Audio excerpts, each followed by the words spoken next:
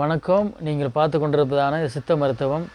மூலவியாதினால் அவதிப்படுறவங்களுக்கு, அதனால் அந்த உபத்திரத்துலேருந்து வெளியே வர்றதுக்கு ஒரு நல்லதான மருத்துவ குறிப்பை பார்க்க போகிறோம். இது பாருங்கள், கடுக்காய் பூவு, காசு கட்டி, கிராம்பு, லவங்கப்பட்டை இவை சமன் அளவாக சேர்த்து வச்சுக்கிங்க. அது சாப்பிடக்கூடிய அளவு 5 கிராம் அளவு விடம் தேனுடன் நம்ம சாப்பிட்னா குருதி அந்த ரத்த சி மூலம் சரியாகும். இதை நல்லா பார்த்துக்குங்க.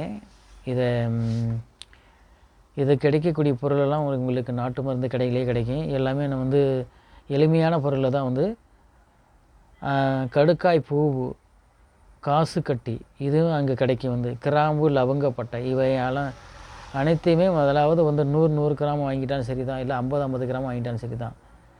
வாங்கிட்டு இதெல்லாம் சமன் அளவாக பொடியாக்கி வச்சுக்க வேண்டிதான்.